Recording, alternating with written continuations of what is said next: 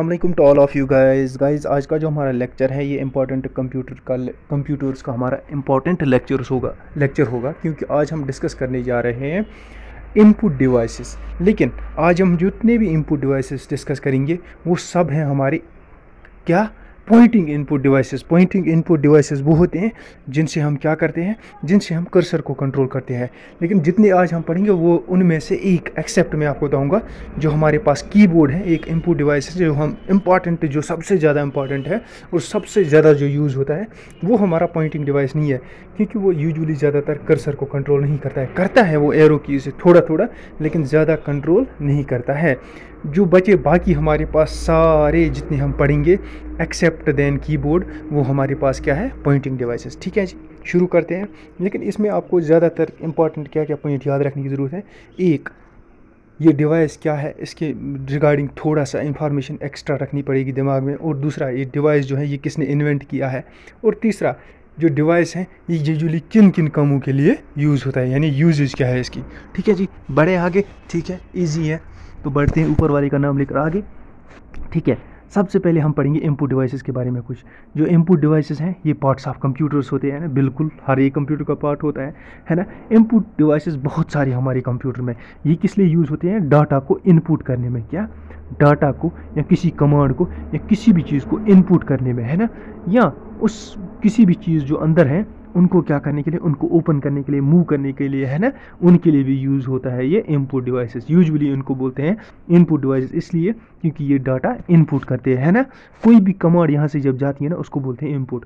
भले ये आप किसी फाइल को ओपन करना चाहते हो, आप जाकर उस पर क्लिक करते हो, ये इनपुट हो गया ना, ये कमांड बाहर से आ गई, इसने इसको क्लिक किया ऊपर, फाइल को ओपन किया, ये क्या हो गया, ये जो कमांड आ गई इसको बोलेंगे इनपुट। ठीक है जी, सबसे पहला और सबसे मेन इंपॉर्टेंट जो हमारे पास इनपुट डिवाइस है वो कौन सा है सर, वो है हमारे पास कीबोर्ड। कीबोर्ड बहुत ज़्यादा इंपॉर्टेंट है और 90% मेरे ख्याल से काम हर एक कंप्यूटर का यही करता है। कौन करता है सर, कीबोर्ड करता है। कैसे करता है, क्योंकि डाटा आपको एंटर करना हो, कुछ भी करना हो, यूजुअली आप कीबोर्ड का यूज़ करते हो। और कीबोर्ड ही इनमें से ज़्यादातर लंबा है थोड़ा, जिसके बारे में एक्स्ट्रा 2-4 लाइन लिखी है, बाकी सब के बारे में थोड़ा थोड़ा है। और बाकी सब ऐसे भी हैं जिनके बारे में थोड़ी ही इन्फॉर्मेशन है और वो काम भी उतना ही करते हैं, उनके बारे में बिल्कुल अवेलेबल भी उतना ही है, होती भी इन्फॉर्मेशन उनके बारे में उतनी ही है। ठीक है जी, क्या है, मैंने लिखा है 90% काम ये करता है, बिल्कुल, है ना। ये याद रखने की ज़रूरत है, ये किसने इन्वेंट किया, क्रिस्टोफर लेंथम शूल्ज़। किसने किया,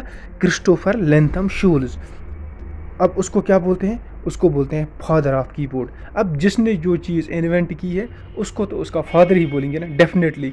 जिस चीज़ को किसी बंदे ने बनाया, अब वो उसका इन्वेंटर भी हो गया और वो उसका फादर भी हो गया, यानी वो उसके दोनों चीज़ हो गया, फादर प्लस इन्वेंटर हो गया। ठीक है जी, बढ़ते हैं आगे, हम देख लेते हैं। ये हमने देख लिया, इसका जो इन्वेंटर है, इसका जो फादर है वो कौन है सर, इसका जो फादर और इन्वेंटर है वो क्रिस्टोफर लेंथम शूल्ज़ है। ये पॉइंट याद रखने की ज़रूरत है। देखो, नॉर्मली जितने भी कीबोर्ड्स हैं हमारे पास, हर एक कीबोर्ड में आजकल तो वेरी करता है कीज़ कितने हैं, लेकिन एक नॉर्मल कीबोर्ड जो है ना, जो आपके एग्ज़ाम पॉइंट ऑफ व्यू से क्या है, इंपॉर्टेंट है। अगर आपके पास एमसीक्यू पूछा जाएगा कितनी कीज़ हैं तो आप कहोगे 104। ये एक नॉर्मल और स्टैंडर्ड कीबोर्ड है जो यूनिवर्सली एक्सेप्टेड है, जिस पर क्वेश्चन बनता है। अगर कोई क्वेश्चन किसी भी जगह पूछा जाएगा सिर्फ यही पूछा जाता है कितनी कीज़ है, 104। इससे ज़्यादा भी होती है, इससे कम भी होती है, लेकिन 104 आपको लाजमन आंसर करना पड़ेगा क्योंकि ये नॉर्मल और स्टैंडर्ड माना जाता है। ठीक है जी, एक इंटरनेशनल स्टैंडर्ड मान लो इसको माना जाता है। ठीक है जी, बढ़ते आगे जी। और यूजुअली जो most accepted format of the keyboard है ना, फॉर्मेट वो कौन सा है, कवर्टी, KWERTYUIOP।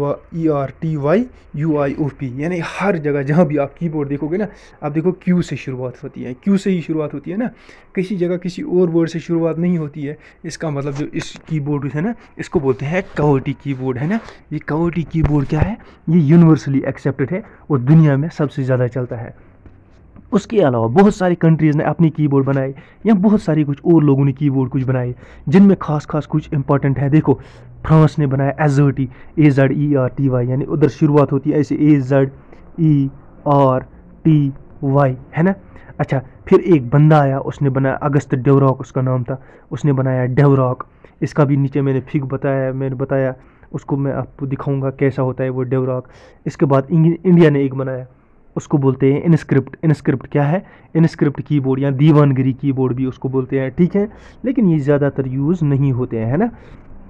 जो मॉडर्न इंडिया, अच्छा, जो इंडिया ने बनाया ना, इसमें कितनी लैंग्वेजेस हैं? इसमें 12 लैंग्वेजेस हैं। बंगाली, बहुत सारी लैंग्वेजेस हैं ना, इस यानी टाइपिंग कर सकते हैं इन इतनी सारी लैंग्वेज में हम, है ना।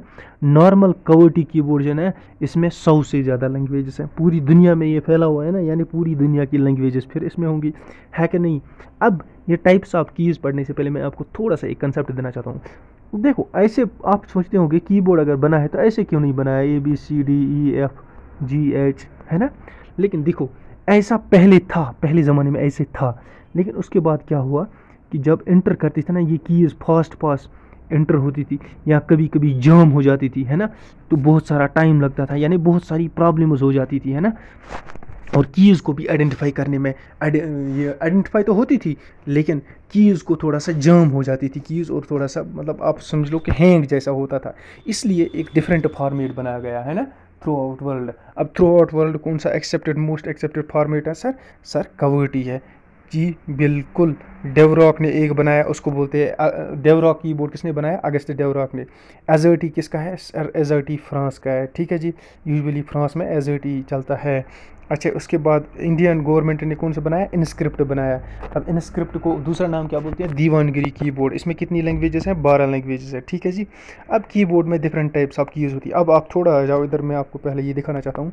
देखो, ये कीबोर्ड है ना, इसको बोलते हैं कवर्टी कीबोर्ड। अगर आपको दिख रहा होगा, ये देखो QWERTYIOUP, ये है हमारे पास most accepted QWERTY keyboard, most accepted in the world, यानी सबसे ज़्यादा दुनिया में जो चलता है और एक्सेप्टेड है कौन सा? कवर्टी कीबोर्ड, ठीक है जी। ये इसकी फिगर है। ऊपर आ जाओ, नीचे आ जाओ, फिर देख लो, ये है हमारे पास दीवानगिरी कीबोर्ड जो इंडिया ने बनाया है। देखो, इसमें भी यही कवर्टी है, लेकिन इधर आप प्रेस करोगे क्यू पर, इधर आएगा आ, है ना, यहाँ किसी और लैंग्वेज का है कि नहीं। ये है हमारे पास दीवानगिरी या इनस्क्रिप्ट कीबोर्ड जो इंडिया ने बनाया, ठीक है। ये जो हमारे पास नेक्स्ट आया, अगर आप इधर विजिबल होगा आपको, ये स्पेस बार बड़ा जो है, इस पर लिखा हुआ है डेवरॉक। ये अगस्त डेवरॉक ने बनाया, ये डेवरॉक कीबोर्ड है, ठीक है। बिल्कुल इजी जैसा लगता था, लेकिन वर्ड्स में इसमें लेटर्स इंटरचेंज है। देखो, जड किधर है? जड यहाँ पर है लास्ट पर। पी पहले, PY, फिर F, फिर G, फिर C, फिर R, फिर L। ये हमारे पास डेवरॉक कीबोर्ड। और ये मॉडर्न कीबोर्ड्स आजकल जो वायरलेस के बिना आते हैं, है ना, वायर के बिना आते हैं, जो कनेक्ट होते हैं ब्लूटूथ के ज़रिए, है ना, इंफ्रारेड के ज़रिए होती है कनेक्ट, ठीक है जी। अब थोड़ा आते हैं हम types of keys in keyboard. देखो, कीबोर्ड में डिफरेंट टाइप्स ऑफ कीज़ होते हैं। मैंने कहा ना 104 कीज़ होते हैं। अब इसका मतलब इसमें बहुत सारी कीज़ होंगी, कुछ तो ग्रुप्स में होंगी, कुछ अलग अलग होंगी। देखो, सबसे पहले होती है अल्फ़ाबेट कीज़। अल्फ़ाबेट कीज़ होते हैं A to Z। ये कितने कीज़ हैं? ये सर 26 कीज़ है कि नहीं? क्योंकि हमारे पास अल्फ़ाबेट ही 26 हैं, तो इसका मतलब हमारे पास ये जो कीज़ होंगी ये 26 है। लेकिन याद रहे, इन कीज़ के ऊपर बहुत सारे सिम्बल्स भी और बने हुए हैं। ये देखो, अगर ये Q बना है, इसके नीचे कुछ और बना है, ये Z बना है, नीचे ऐसे मेरे ख्याल से कुछ कामा जैसा बना है। यानी ये कम्बिनेशन में भी यूज़ होते हैं, कम्बिनेशन में ये सिंबल वाला फॉर्म ये अख्तियार कर लेते हैं। एक तो इन पर क्या है? एक तो इन पर अल्फ़ाबेट्स है, दूसरा इन पर सिम्बल्स भी है इन कीज़ पर, है ना। यानी एक एक की दो फंक्शंस करता है, ठीक है जी। दूसरा हमारे पास है फिर न्यूमेरिक कीज़। न्यूमेरिक कीज़ हमारे पास कौन सी है? 1 to 0 to 9। ये 2 बार रिपीटेड, हर एक कीबोर्ड में 2 बार रिपीटेड होती है। एक यहाँ ऊपर टॉप पर 0 से 9, एक यहाँ साइड में। मैं आपको दिखाता हूँ, ये देखो, ये आपका हो गया, ये कीज़ है ना 1 2 3 4, ये देखो 9 तक है, ठीक है कि नहीं? 9, उसके बाद 0 है, ठीक है ना। एक यहाँ पर है, ये इसको बोले न्यूमेरिक कीपैड बोलते हैं इसको, यानी ये 2 बार है। कितनी बार? 2 बार। इन कीज़ पर भी सिम्बल्स भी कुछ हैं और न्यूमेरिक भी है, ठीक है जी। इधर भी सिम्बल्स और न्यूमेरिक, इधर भी सिम्बल्स और न्यूमेरिक, यानी इन कीज़ पर और भी कुछ फंक्शंस हैं, ठीक है जी, इन न्यूमेरिक कीज़ पर। तीसरा आ जाता हमारे पास फंक्शन कीज़। ये देखो, फंक्शन कीज़ मैंने लिखा है, ये है F1 से F12 तक, ये 12 होती है। देखो, टॉप में होती है, ये देखो F1, ये होता है F1 से लेकर F12 तक, ये देखो इधर तक है, F12 तक है। कितना है? 12 कीज़, इनको बोलते हैं फंक्शन कीज़। इधर आता है आजकल एक, उसको बोलते हैं FN, उसको बोलते हैं, वो उसको बोलते हैं खाली फंक्शन। क्या बोलते हैं? फंक्शन। और ये हो गई फंक्शन कीज़ 12 यहाँ पर, ठीक है जी। उसके बाद हमारे पास नेक्स्ट कौन आता है? Navigation keys. देखो, ये नेविगेशन कीज़ ऐसी होती है, इधर की तरफ मुड़ना, नीचे की तरफ मुड़ना या इधर की तरफ। ये इन्वर्टेड टी ऐसे होता है, इन्वर्टेड टी के फॉर्म में होती है। ये कर्सर की मूवमेंट के लिए यूज़ होती है। अगर आप मतलब आपके पास माउस नहीं है, आप इनसे ऊपर नीचे कर सकते हैं कर्सर को, है ना। यानी पेज आप इनको बोलते हैं, जैसे ऊपर हम गए, पेज डाउन नीचे की तरफ गए, है ना। और उसके बाद क्या, होम है, एंड है ना। मैं दिखा लेता हूँ आपको, देखो ये हमारे पास हो गई ये कीज़, कर्सर कीज़, ये नीचे की तरफ, ये ऊपर की तरफ, ये साइड, ये इधर, है ना। साथ में इसमें होम है, इधर इधर पेज अप है, पेज डाउन है ना, इंसर्ट है, टैब है, ये भी हमारे पास, ठीक है जी। ये हमारे पास कौन सी कीज़ होगी, इनको बोलते हैं नेविगेशन कीज़। क्या बोलते हैं, नेविगेशन कीज़। उसके बाद आती है हमारे पास नेक्स्ट कीज़, उनको बोलते हैं मॉडिफायर कीज़। मॉडिफायर कीज़ क्या है, किसी स्पेसिफिक वर्ड को मॉडिफाई करते हैं, है ना। यानी means use to modify any specific word और वर्क, किसी पूरे काम को मॉडिफाई करने के लिए या किसी एक वर्ड को मॉडिफाई करने के लिए। ये कीज़ अकेले में काम नहीं करती। मॉडिफायर कीज़ होती है ना, ये कुछ मॉडिफाई करने के लिए यूज़ होती है, लेकिन ये अकेले यूज़ नहीं होती है। इनके साथ कोई की यूज़ प्रेस करनी पड़ती है, जिसको मॉडिफाई करना हो ना वो, या कोई और कमांड, कोई और की इनके साथ ज़रूर प्रेस करनी पड़ती होती है। यूजुअली या तो एक की इनके साथ प्रेस करना पड़ता है या दो, या जैसे हम करते हैं ना। इसकी एग्जांपल कौन सी है, कंट्रोल, ये देखो मैंने लिखा है कंट्रोल, ऑल्टर, फंक्शन, है ना। ये इसकी एग्जांपल्स हैं, देखो लिखा, कंट्रोल है, शिफ्ट है, ऑल्टर है, फंक्शन है। फंक्शन जो मैंने सबसे ऊपर दिखाया था, है ना। अभी हम करते हैं ऑल्ट, ये अकेले थोड़ी प्रेस करो, कुछ नहीं होता है। ऑल्ट और इसके साथ करो ना F4, तो आपका जो विंडो हो वो क्लोज हो जाएगा, है ना। इसी तरह दूसरी शिफ्ट प्लस कुछ और करो प्रेस, तो कुछ और हो जाता है, कोई ना कोई फंक्शन हो जाती है। शिफ्ट प्लस कुछ और करो तो कुछ और फंक्शन ज़रूर हो जाती है ना। इसका मतलब ये अकेले में यूज़ नहीं होती है, इनको कम्बिनेशन में किसी और के साथ प्रेस करना पड़ता है, तब जाकर ये अपना काम करती है।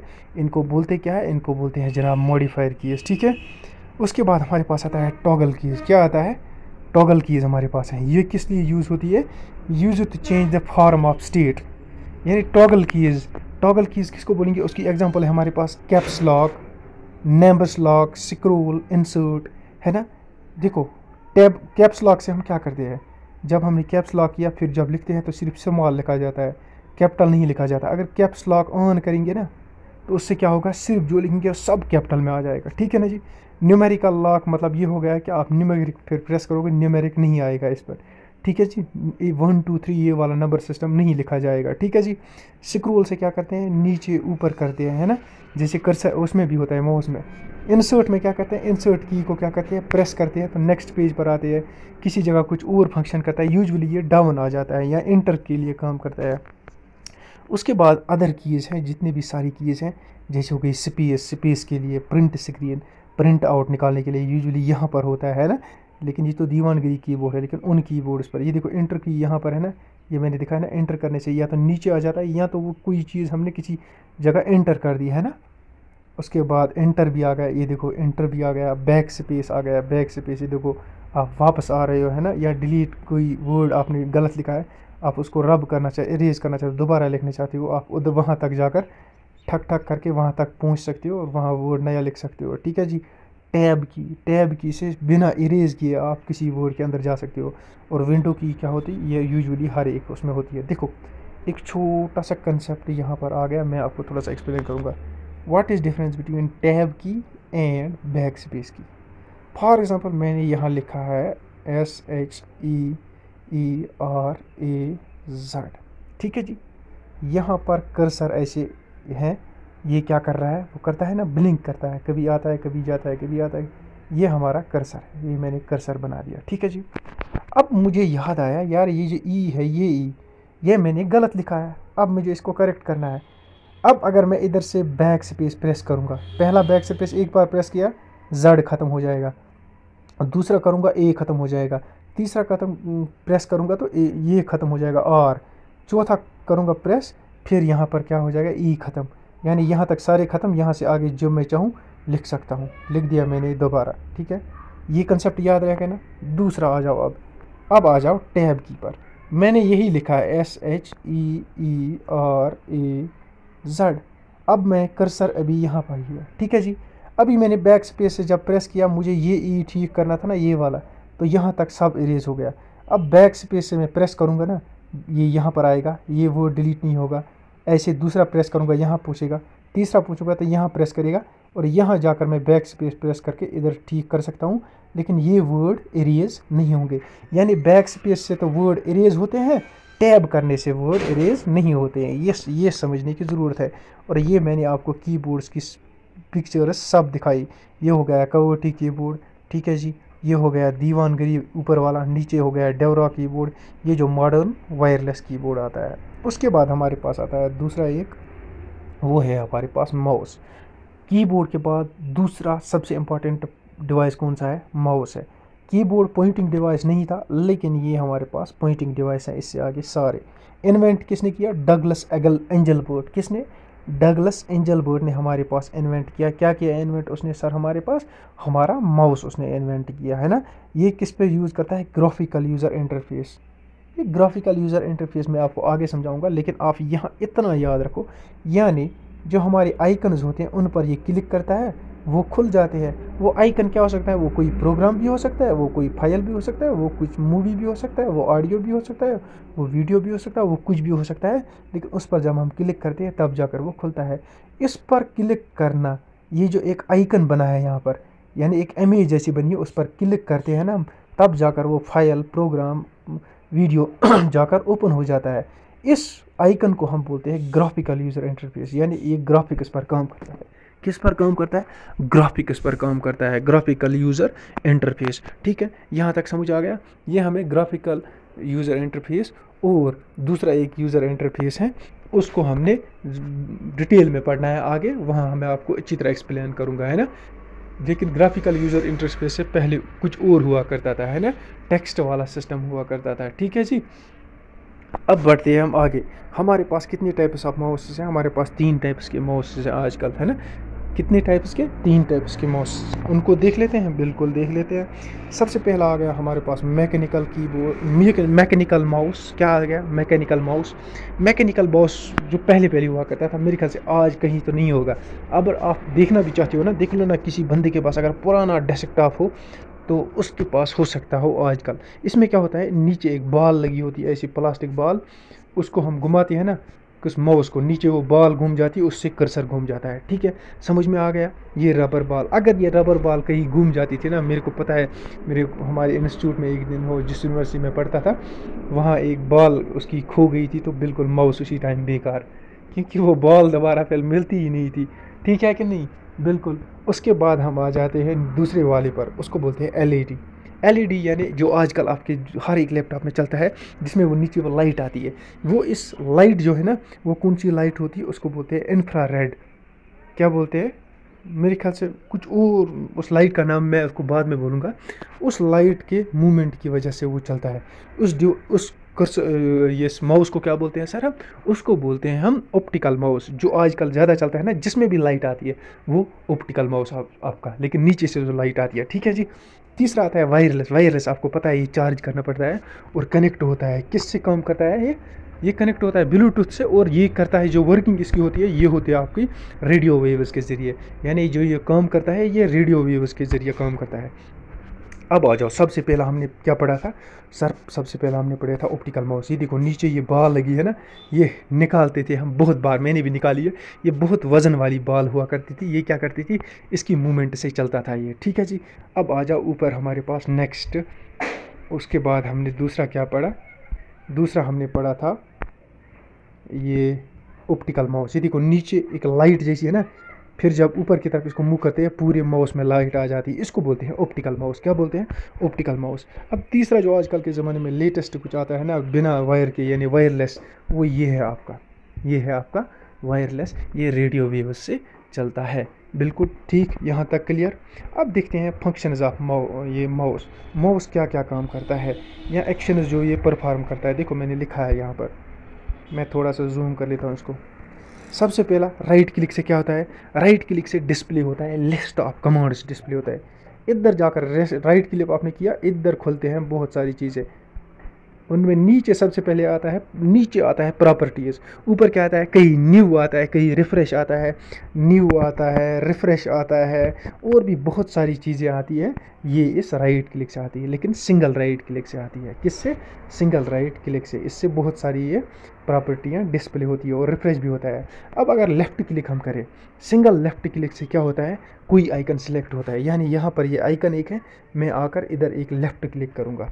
देखो मैं आपको पहले दिखा दूँ माउस, ये माउस का ये वाला साइड जो है, ये कौन सा है, ये कौन सा साइड, ये राइट साइड, ये लेफ़्ट साइड। इसी तरह अगर इधर हम लेफ़्ट पर क्लिक करेंगे, इसी को मैं लेफ़्ट क्लिक बोल रहा हूँ।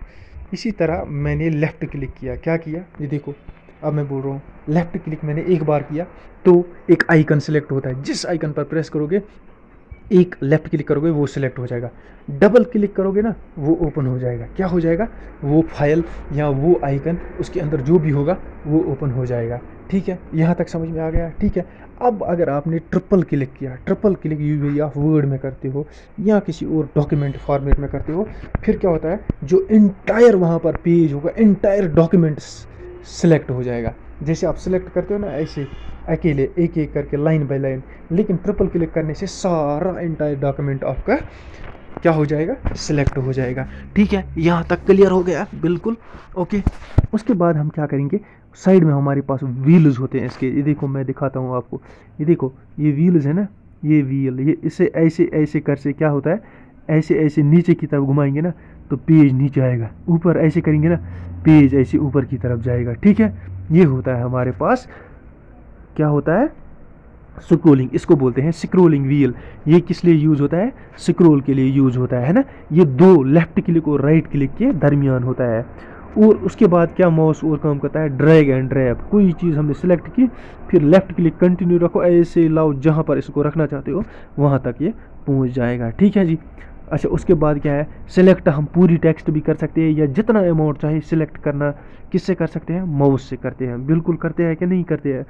अच्छा, hold the cursor moves according to the users. ठीक है जी, जैसे मैंने आपको बता दिया, ये था हमारा पूरा माउस के बारे में। ठीक है जी, पहले मैं देखूँ ज़रा टाइम कितना हो गया, अभी नहीं है, यानी कम टाइम में हो जाएगा ये इंशाल्लाह। अब हम बढ़ते हैं नेक्स्ट, हमारे पास ट्रैक बॉल। क्या है, ट्रैक बॉल। ट्रैक बॉल भी एक माउस की तरह ही होता है, इसका एक फ्लैट सरफेस होता है ना। ये किस लिए यूज़ होता है, ये एक फ्लैट सरफेस होता है इसका, ये हर तरफ मूवमेंट कर सकता है। ये एक बॉल लगी है इसके ऊपर, ये इधर भी इधर भी इधर भी इधर भी इधर भी हर जगह मूवमेंट कर सकता है ना। ये किसने इन्वेंट किया, Tom Cranston, Ralph Benjamin and F Longstaff, इन लोगों ने ये किया, इन्वेंट किया। और ये किस लिए काम यूज आता है, CAD यानी कंप्यूटर एडेड डिज़ाइनिंग, यानी बड़ी बड़ी डिज़ाइन इसमें डिज़ाइनिंग करने के लिए यूज़ होता है। कंप्यूटर एडेड मैन्युफैक्चरिंग, CAM जिसको बोलते हैं हम, यानी मैन्युफैक्चरिंग यूनिट्स में लगता है ना, बड़ी कंप्यूटर्स के लिए जो मैन्युफैक्चर करते हैं, या राडार सिस्टम में लगता है। ठीक है जी। कौन सर, ट्रैक बॉल। ये देखो ये ट्रैक बॉल की फिगर है। ठीक है जी, ये ऊपर लगी बॉल, ये ऐसे ऐसे इधर से कंप्यूटर के साथ कनेक्ट, इधर से क्या होता है, इधर से इधर की तरफ मूवमेंट करो, इधर करो, इधर करो, इधर करो, ये 360 डिग्री मूवमेंट कर लेता है जहाँ से आप घुमाना चाहो। तभी ये बड़े बड़े सिस्टम्स में यूज़ होता है, जैसे कंप्यूटर डिज़ाइनिंग में, कंप्यूटर एडेड मैन्युफैक्चरिंग में, है ना, वहाँ पर यूज़ होता है। उसके बाद हमारे पास आता है जॉयस्टिक। क्या आता है, जॉयस्टिक एक गियर बॉक्स की तरह होता है, ये भी 360 डिग्री मूवमेंट करता है। क्या करता है, 360 डिग्री मूवमेंट करता है। किस लिए यूज़ होता है सर, ये गेम्स में यूजुअली यूज़ होता है। यूजुअली एरोप्लेन में भी एक ऐसा ही गेम होता है, वो भी ऐसा ही होता है, उसको वहाँ दूसरा नाम बोलते हैं, लेकिन सेम टू सेम ऐसा ही होता है। ठीक है जी, ये गेम्स में यूज़ होता है। कौन सा, हमारा जो जॉयस्टिक है। ये किसने इन्वेंट किया सर, ये किया रॉल्फ बियर ने। और किसने किया, मिरिक और रॉब बियर और मिरिक ने इस क्या किया, इन्वेंट किया। ठीक है जी। अब मैं थोड़ा तेज़ बढ़ता जा रहा हूँ ताकि हमारा टाइम बच जाए। अब नेक्स्ट हम आ गए लाइट पेन। ये देखो लाइट पेन से क्या होता है, ये आप स्क्रीन के नज़दीक ले जाते हो, जो स्क्रीन टच स्क्रीन नहीं है ना वो भी टच स्क्रीन बन जाती है इसकी वजह से, है कि नहीं। ये पर्टिकुलर जगह पर यूज़ होती है कि नहीं। ये एक लाइट देती है, ऐसे लाइट देती है, उस लाइट की वजह से जो स्क्रीन होता है ना वो फंक्शनिंग करनी लगती है। किसकी वजह से? उस लाइट की वजह से। अब इसको क्या बोलते हैं? इसीलिए इसको लाइट पेन बोलते हैं। ये किसके लिए यूज़ होता है? ड्राइंग्स, ग्राफिक्स या सिलेक्टिंग आइकन वाइकन, इन चीज़ों के लिए यूज़ होता है ना। अब ज़रूरी नहीं है ये आप कंप्यूटर स्क्रीन के नज़दीक ले जाओ, टच करो, नहीं, थोड़ा दूर भी रखो ना, लाइट से ही चलता है। जो इससे ये लाइट निकलती है ना, ये मैंने दिखाया इधर, इसी से चलती है स्क्रीन। ठीक है जी। अब आ जाओ नेक्स्ट हमारे पास touch screen. Touch screen usually हमारे पास आजकल देखो, मैं मोबाइल चला रहा हूँ ना, ये मैं ऐसे कर रहा हूँ ना, ये टच से हो रहा है, इसको बोलते हैं टच स्क्रीन। इसी तरह जैसे हमारे पास टच स्क्रीन मोबाइल है ना, इसी तरह हमारे पास ये देखो कंप्यूटर भी सारे टच स्क्रीन है। और ये टच स्क्रीन वाले मोबाइल ज़्यादातर यूज़ सिस्टम ज़्यादातर यूज़ कहाँ होते हैं?